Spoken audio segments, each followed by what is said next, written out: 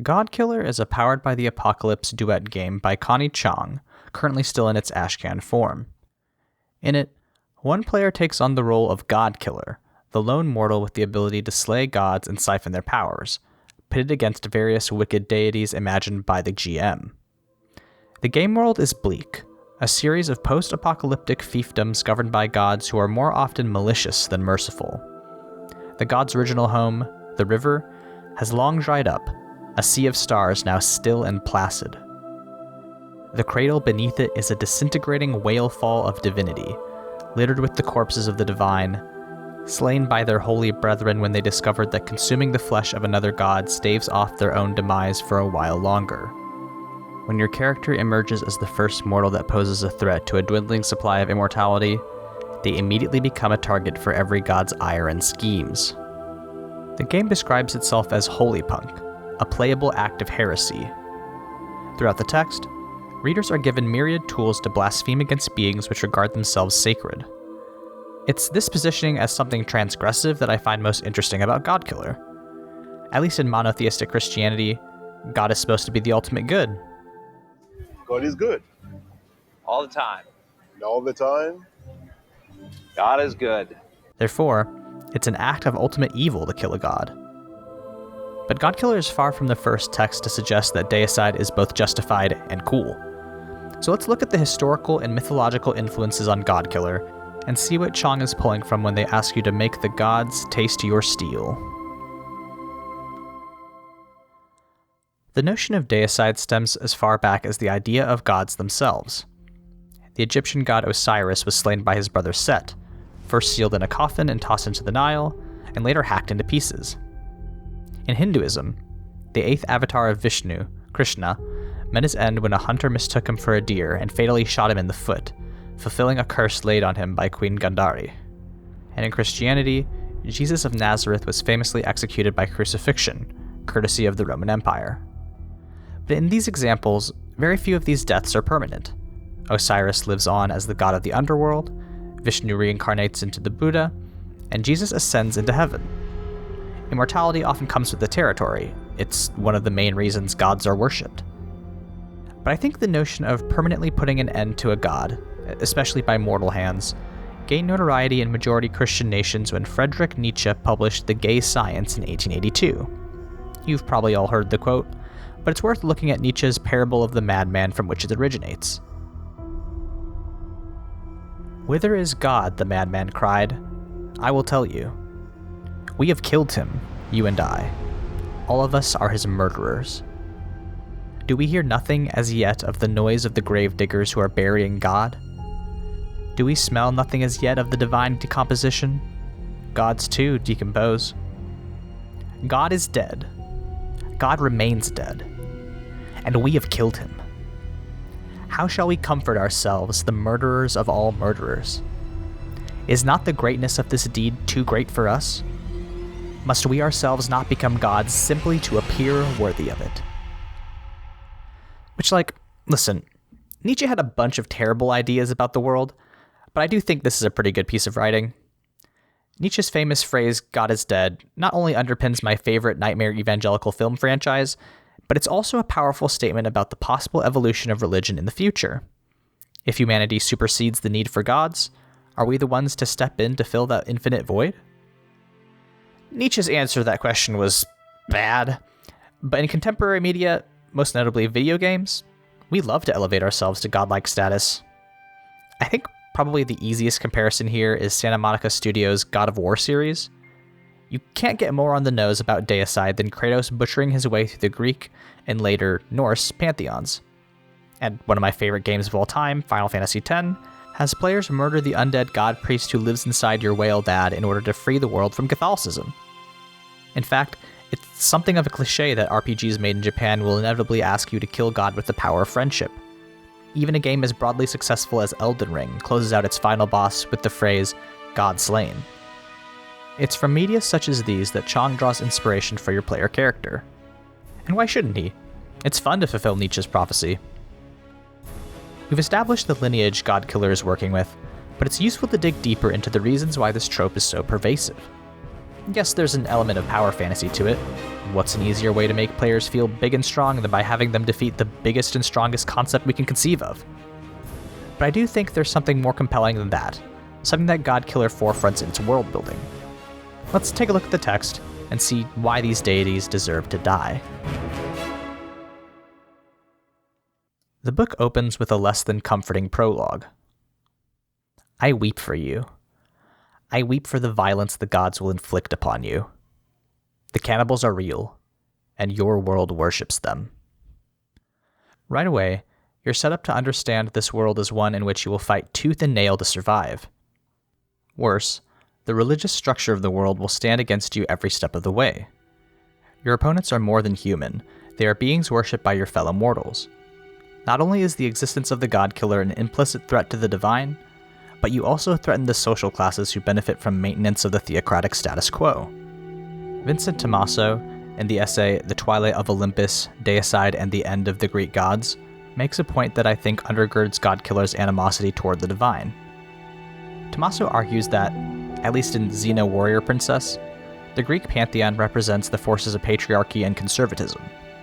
And I think that point can be broadened out across other stories which place their protagonist opposite a god or religious institution.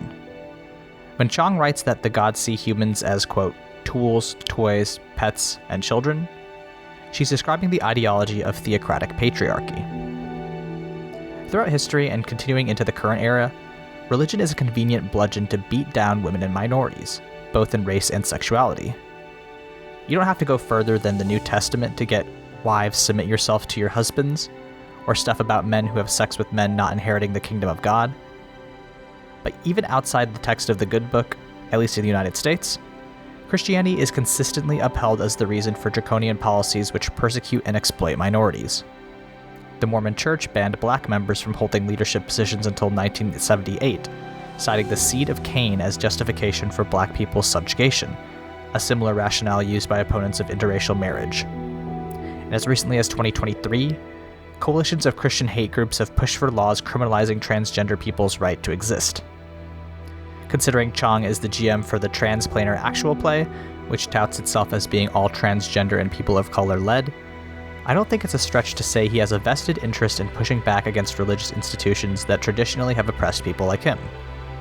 Much of the indie RPG scene feels the same way. A 2020 game jam was started in response to a Fox News segment suggesting the George Floyd uprising's ultimate goal was to, quote, attack and dethrone God. This is one of the many reasons that indie RPGs are cool and why playing them makes you hot and interesting. The point I'm trying to make is that Godkiller's fundamental distrust and hatred of gods is founded in historical conservatism, whose political actors nearly always justify oppression by claiming divine mandate.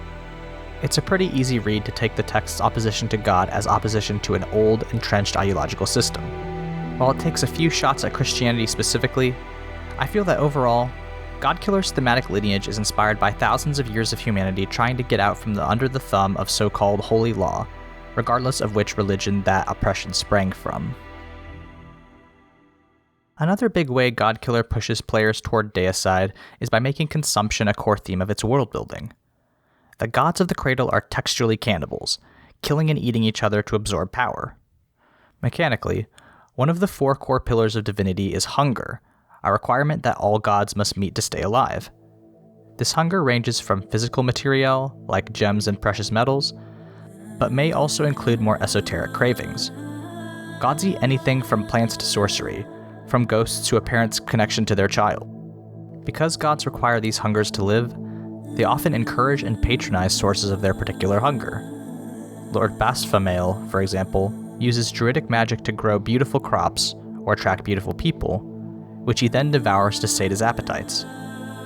In the Godkiller First Blood actual play, the god Athamos demands his subjects tithe slivers of their lifespan, consuming time instead of flesh.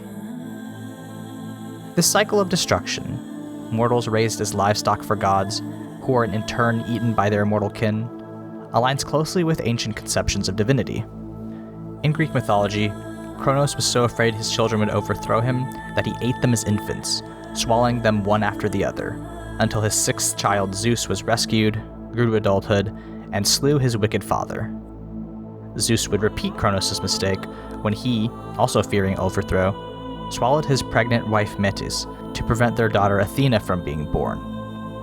The God of the Old Testament is not above requesting human sacrifice, as seen in the story of Abraham and the binding of Isaac. And even when getting away from, quote, Western religion, we still see consumption as a core spiritual theme. In one Mesoamerican creation myth, sky gods Quetzalcoatl and Tezcatlipoca transform themselves into huge snakes and tear open the body of the crocodile goddess Tlaltecutli, forming the earth from her sundered flesh. As an ex-Catholic, I find the concept of eating God inherently compelling. The notion that you can take something more powerful than you can imagine, something that can break the sky and breathe new life into the world, and bite down into its steaming flesh, that's thrilling. That's hot. There's a short story from one of my favorite writers, Niblita Sen, 10 excerpts from an annotated bibliography on the cannibal women of Ratnabar Island. And in it, Sen writes of a young girl, Regina, taken from her home to be raised in a British boarding school, whose classmate falls in love with her. And to honor the practices of Regina's culture, her classmate carves her own flesh into a stew and serves it to the students of their academy. It's a phenomenal story, written in the style of an academic bibliography that's absolutely brilliant, but there's a line in it that really nails why I think the theme of cannibalism, elevated to erotic deicide, always hits. Let's be real, ladies. Who among us hasn't sometimes had a craving to eat the whole damn world? You've tried so hard to be good, to not be too greedy.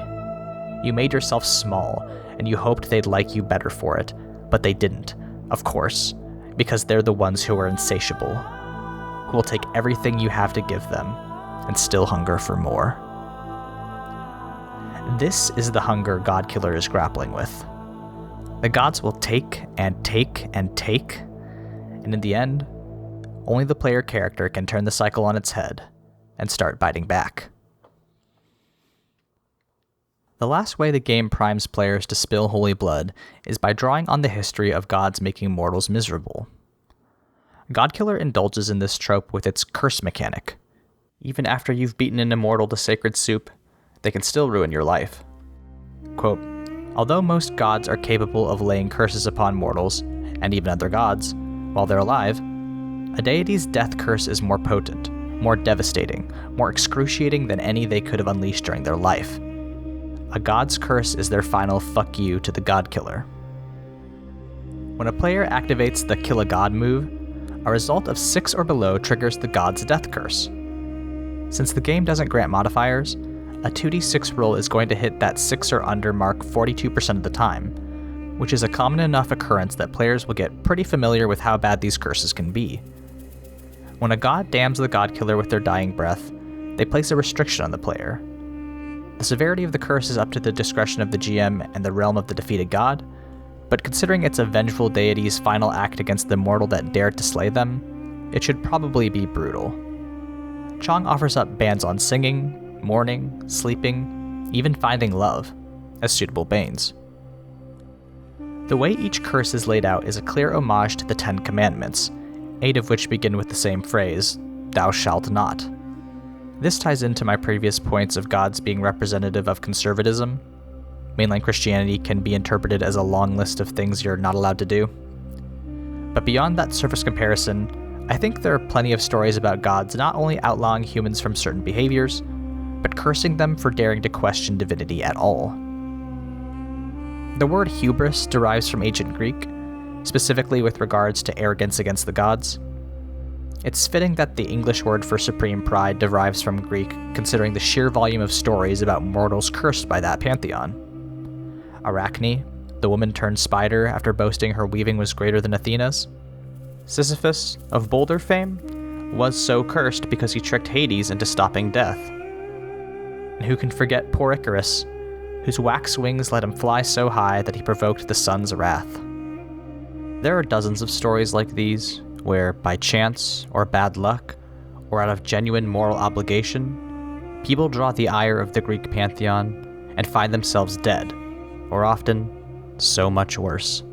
Just ask old Prometheus how he was rewarded for gifting humans fire. But considering that Godkiller is actively inviting comparison with Christianity by the phrasing of its curses, I'm happy to bust out my old standard for religious drama. Literally, the 3rd chapter of the Bible has God curse Eve with painful childbirth after she ate the fruit of knowledge. The big JC himself was known to smite a mortal or two. See Saul and his blinding on the road to Damascus. To be fair, Jesus was not generally known to keep his cool beyond moneylenders in the temple, but also with, fig trees. One of the most poignant examples of the Lord's wrath, in my opinion, comes from the story of Sodom and Gomorrah. You may already know why God slated those cities for obliteration, and if not, just go to your search engine of choice and type in sodomy. But it's what happened to one of the almost survivors of the massacre that really gets me. When the family of Lot, the only good people in Sodom, were warned to flee, the angel of the Lord bade them not look back as God scourged the city with hellfire. But Lot's wife disobeyed, and in that instant was crystallized into a pillar of salt. Poet Anna Akhmatova captures the tragedy of the story best. Who will grieve for this woman? Does she not seem too insignificant for our concern? Yet in my heart I will never deny her, who suffered death because she chose to turn. Lot's wife is barely a blip in the saga of the Old Testament, barely a verse amid the story of God's righteous fury. But I think this vignette is a perfect example of why Godkiller uses curses as a way to demonstrate the cruelty of divine ire. Can you blame Lot's wife for looking back as her only home burned? Was it so wrong of Sisyphus to halt death's miserable cycle? In religion, stories like these are used to prove a point. Resistance to the gods will be met with swift, painful punishment. Even the tiniest infraction, a final glance behind, merits capital punishment. It's a smart design choice in Godkiller to couch a mechanical obstacle behind a word like curse, so loaded with significance and precedent. When players roll that 6 under and have something they love stripped away, they'll feel the same rage and indignation as the characters of old. The gods, unimaginably powerful, blessed with life far beyond our own meager existence, are still jealous, petty, and cruel. Conservatism, consumption, and cruelty. These are the themes by which Godkiller justifies Deicide. Its effective use of the history of humanity's resentment of religion makes for an evocative, intimate duet experience, one I think will absolutely find its target audience when the final version is released.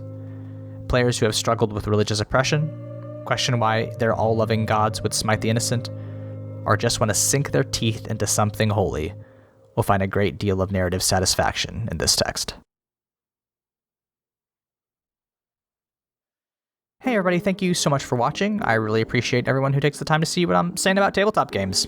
If you want to find more of my work, I'm at aavoigt on Blue Sky, Monster Factory Fanfic on Tumblr, but my main site is aavoigt.com, where I talk about games, writing, and health policy.